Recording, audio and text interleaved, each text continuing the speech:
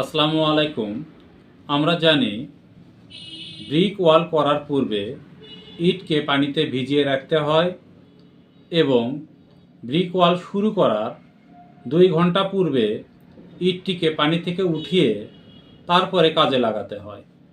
তো এটা আমরা সবাই সাধারণভাবেই জেনে থাকি যে এই কাজটাকে করতে হয়। তো আজকে আমরা আলোচনা করব যে কেনই বা আমরা কাজ করার পূর্বে এটাকে ভিজিয়ে রাখবো এবং কেনই বা 2 ঘন্টা পূর্বে উঠিয়ে এটা দিয়ে ইটের দেয়াল নির্মাণ করব। এটা নিয়ে আমরা বিস্তারিত আলোচনা করব। ইটকে পানিতে ভিজিয়ে রাখার কিছু বৈজ্ঞানিক এবং কারিগরি ব্যাখ্যা আছে, যেগুলি হলো: 1 নাম্বার, মশলার কার্যকারিতা বজায় রাখা। ইট সাধারণত অনেক ছিদ্রযুক্ত হয়, যার ফলে এটি দ্রুত পানি শুষে নিতে পারে।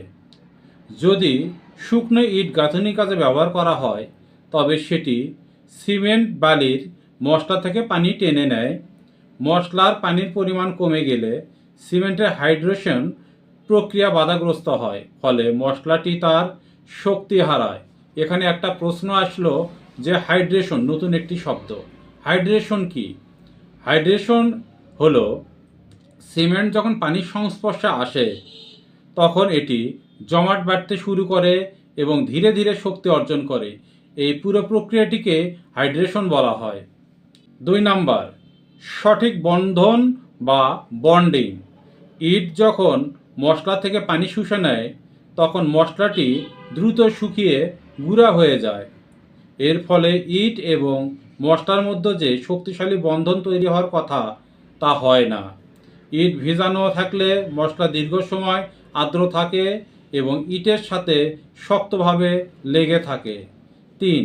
ধুলাবালি পরিষ্কার করা। ইটের গায়ে অনেক সময় প্রচুর ধুলাবালি এবং ময়লা আবর্জনা লেগে থাকে। এই ময়লা আবর্জনা রেখেই যদি আমরা ইটের গাঁথুনি করি তাহলে এই ময়লা আবর্জনা মশলা এবং ইটের মধ্যে একটি আস্তর হিসেবে কাজ করে। ফলশ্রুতিতে ইট এবং মশলার মধ্যে সঠিক বন্ধন তৈরি হতে পারে না। আর এটা ধুয়ে নিলে ইটটি পরিষ্কার হইলে মশলা এবং ইটের মধ্যে সুন্দর বন্ডিং তৈরি হয়। ইটের লবণাক্ততা কমানো। অনেক সময় ইটে ক্ষতিকারক লবণের উপস্থিতি থাকে। ইটকে দীর্ঘ সময় পানির মধ্যে ভিজিয়ে রাখলে লবণটি পানিতে দ্রবীভূত হয়ে পানির সঙ্গে বের হয়ে আসে। এতে করে ইটটি লবণমুক্ত হয়, যার ফলে পরবর্তী ওয়ালটি লোনা ধরা হাত থেকে রক্ষা পেতে পারে। এখন আসুন আমরা জানি কিভাবে ইট ভিজানো উচিত। ইটকে ভিজিয়েই সঙ্গে সঙ্গে কাজে লাগানো যাবে না। মিনিমাম 24 ঘন্টা পূর্বে ইটকে ভিজাতে হবে। ফিটিয়ে দয় যথেষ্ট নয়, ইটগুলোকে হাউজে বা বড় পাত্রে ডুবিয়ে রাখা উচিত, যাতে ইটের ভেতর পর্যন্ত পানি পৌঁছাতে পারে। সতর্কতা: ব্যবহারের সময় ইটের উপরিভাগ যেন একদম ভেজা বা পিচ্ছিল না থাকে, এদিকে লক্ষ্য রাখতে হবে। ইটকে অবশ্যই এসএসডি কন্ডিশনে থাকতে হবে। এসএসডি একটি ইঞ্জিনিয়ারিং ভাষা। এখন প্রশ্ন থাকতে পারে যে এসএসডি কন্ডিশন কি? এসএসডি কন্ডিশন হলো ইটের খোয়া, পাথরের বা ইটের বিশেষ একটি অবস্থা যা কংক্রিট মিক্স ডিজাইনের ক্ষেত্রে এটি বিশেষ ভূমিকা পালন করে থাকে। সহজ কথায় বলতে গেলে পাথর কণা বা ইটের খোয়া বা ইটের ভেতরের ক্ষুদ্র ক্ষুদ্র যে ছিদ্রগুলো থাকবে তা সম্পূর্ণ পানি দ্বারা পরিপূর্ণ থাকবে, কিন্তু ইটের গা বা পাথরের গা বা খোয়ার গায়ের উপরি অংশ শুকনো থাকবে। এই অবস্থাকে বলা হয় এসএসডি কন্ডিশন। তো আপনারা যখন ইটের গাঁথুনি করবেন অবশ্যই এই বিষয়গুলো লক্ষ্য রাখবেন, কারণ আপনারা লক্ষ লক্ষ কোটি কোটি টাকা খরচ করে বাড়ি নির্মাণ করতেছেন, সামান্য একটু ভুলের কারণে বা সামান্য একটু অসাবধানতার কারণে দেখা যাচ্ছে যে আপনাদের এই নির্মাণ কাজে ত্রুটিপূর্ণ হচ্ছে এবং পরবর্তীতে এটা রিপেয়ার করতে হচ্ছে। আর রিপেয়ার আপনি যতই করেন না কেন, আসলে সেটা থেকে ভালো কিছু আশা করা যায় না। নির্মাণের সময় যদি আমরা সতর্কভাবে এটা নিয়ে আসলে একটু সাবধান থাকি বা এগুলোর সঠিক নিয়ম জেনে আমাদের মতন যারা ইঞ্জিনিয়ার, আপনারা অবশ্যই লাভবান এবং উপকৃত হবেন। এখন আরেকটি প্রশ্নের উত্তর নিয়ে আমরা আলোচনা করব। সেটা হলো যে কেন 2 ঘন্টা পূর্বে উঠিয়ে আমরা ইটটিকে ব্যবহার করব? সঙ্গে সঙ্গে উঠিয়েও তো আমরা ব্যবহার করতে পারি। এসএসডি কন্ডিশনের প্রয়োজন কি? তো এখন আমরা এই এসএসডি কন্ডিশন বা 2 ঘন্টা আগে কেন উঠে ইটটিকে ব্যবহার করতে হবে এটা নিয়ে বিস্তারিত আলোচনা করব। 1 নাম্বার, ইটের উপরিভাগের পিচ্ছিলতা কমানো। ইটে যদি পানি থেকে তোলার সাথে সাথেই গাঁথনির কাজে ব্যবহার করা হয়, ইট যদি পানি থেকে তোলার সাথে সাথেই গাঁথনির কাজে ব্যবহার করা হয়, তবে ইটের উপরিভাগে অতিরিক্ত ভেজা বা পিচ্ছিল থাকে। এর ফলে মশলা ইটের গায়ে ঠিকমতো আটকে থাকে না এবং ইট মশলা থেকে পিছলে যেতে চায়। এতে দেয়ালের বাঁকা হওয়া বা অ্যালাইনমেন্ট নষ্ট হওয়ার ঝুঁকি থাকে। 2 নাম্বার, মশলার সাথে সঠিক বন্ধন। ইটের ভেতরের অংশ পানি দ্বারা পূর্ণ থাকা প্রয়োজন, কিন্তু উপরের ভাগ শুকনো হওয়া উচিত। একে বলা হয় স্কিন ড্রাই বা এসএসডি অবস্থা বা স্যাচুরেটেড সারফেস ড্রাই। থেকে পানি শুষে নেবে না, আবার নিজের গায়ের অতিরিক্ত পানি দিয়ে মশলার ঘনত্বকেও পাতলা করে দেবে না। ফলে মশলা এবং ইটের মাঝে একটি শক্তিশালী বন্ধন তৈরি হবে। 3, মশলা গড়িয়ে পড়া রোধ করা।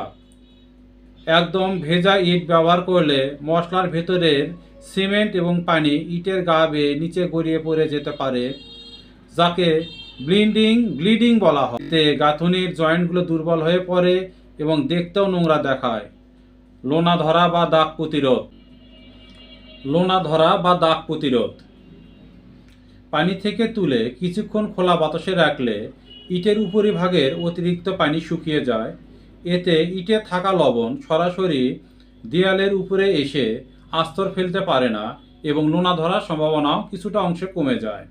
সর্বোপরি আমরা সর্বশেষে বলতে পারি, ইটকে পানি থেকে 1-2 ঘন্টা আগে তুলে ব্যবহার করলে এর ছিদ্রগুলো পরিপূর্ণভাবে পানি দ্বারা পূর্ণ থাকে। এটা এসএসডি কন্ডিশন ফিল আপ করে এবং এটা দ্বারা নির্মাণ করলে নির্মাণ কাজের গুণাগুণ অনেক গুণ বৃদ্ধি পায়। তো আজকের আলোচনা এটুকুই ছিল। আপনারা ভালো থাকবেন, সুস্থ থাকবেন, আমাদের জন্য দোয়া করবেন এবং আমার চ্যানেলটি যদি ফেসবুক থেকে দেখেন চ্যানেলটি ফলো করবেন এবং ইউটিউব থেকে দেখলে চ্যানেলটি সাবস্ক্রাইব করবেন এবং বাড়ি নির্মাণের পূর্বে অবশ্যই একজন দক্ষ এবং ভালো ইঞ্জিনিয়ারের পরামর্শ নেবেন, কারণ একজন ভালো ইঞ্জিনিয়ার আপনাকে সঠিক পথ প্রদর্শন করতে পারবে। ফলশ্রুতিতে আপনি একটি নির্ভুল সুন্দর বাড়ি নির্মাণ করতে পারবেন, যেটাতে আপনি দীর্ঘস্থায়ীভাবে বসবাস করতে পারবেন এবং নিজের একটা মনোবল পাবেন বা অনেক একটা কমফোর্ট ফিল করতে পারবেন, স্বাচ্ছন্দ্য বোধ করতে পারবেন। আর আমাদের আলোচনা যদি আপনাদের ভালো লাগে তাহলে ভিডিওতে অবশ্যই একটি কমেন্টস করবেন, যা আমাদেরকে পরবর্তী আরেকটা ভিডিও তৈরি করতে আগ্রহ যোগাবে। এছাড়া আপনাদের যদি কোনো কিছু জানার থাকে সেটা নিয়েও আমাদেরকে কমেন্টস করতে পারেন, তাহলে প্রয়োজন হলে আমরা সেটা স্টাডি করে আপনাদেরকে জানাবো। এতে আমাদেরও কিছুটা জ্ঞান অর্জন হবে, আপনাদেরও জানা হবে, উভয়েরই একটু লাভ হবে আর কি। আর কমেন্টস না করলে আমরা জানতে পারি না আসলে যে আপনারা কি জানতে চাচ্ছেন। আমাদের তখন নিজে নিজে একটা টপিক বের করে আলোচনা করতে হয়। তো আপনারা কমেন্টস করে আমাদেরকে সহযোগিতা করবেন যেন আমরাও আপনাদেরকে সহযোগিতা করতে পারি। তো আমার জন্য দোয়া করবেন। সর্বশেষ আসসালামু আলাইকুম।